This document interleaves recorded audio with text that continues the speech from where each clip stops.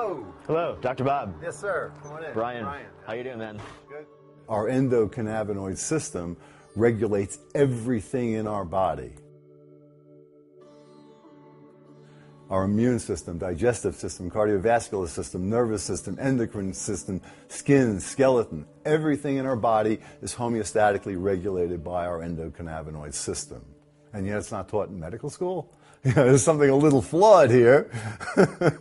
Even if you've never smoked a joint in your life, you have sort of internal cannabis in your body. You have an endocannabinoid system, endo meaning inside.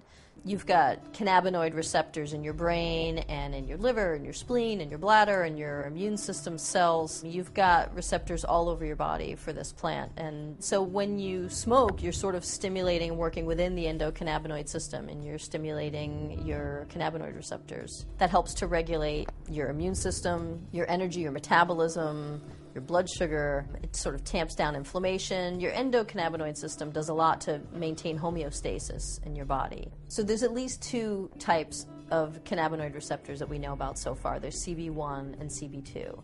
So the CB1 receptors are located all over your brain, and it's actually the most plentiful G-coupled receptor in your brain, although there aren't any in your brainstem, which means that you can't overdose from cannabis. It won't stop you from breathing the way that you could, say, overdose from pain medicines. Just today an article came out describing how the endocannabinoid system was modulating the synapses of glutaminergic and gamma neurons in our brain, and how certain mutations in some of the involved proteins forming synapses in the brain are modified in people with autism.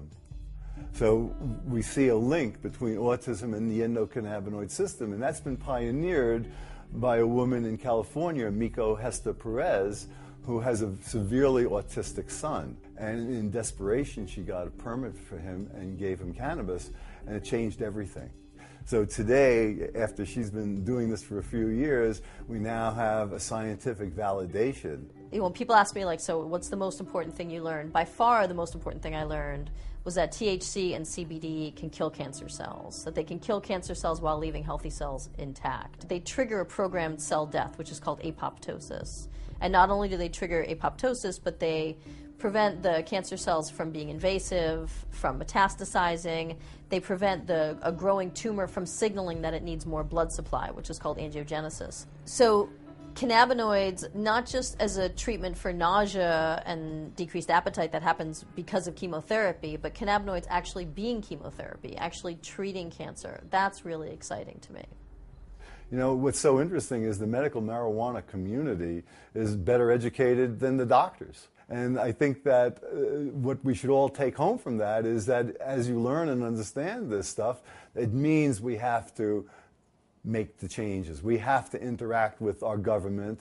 We have to reshape how energy flows through them so that this phase change will occur. All of us have to participate in it. You know, we want to see the Berlin Wall fall.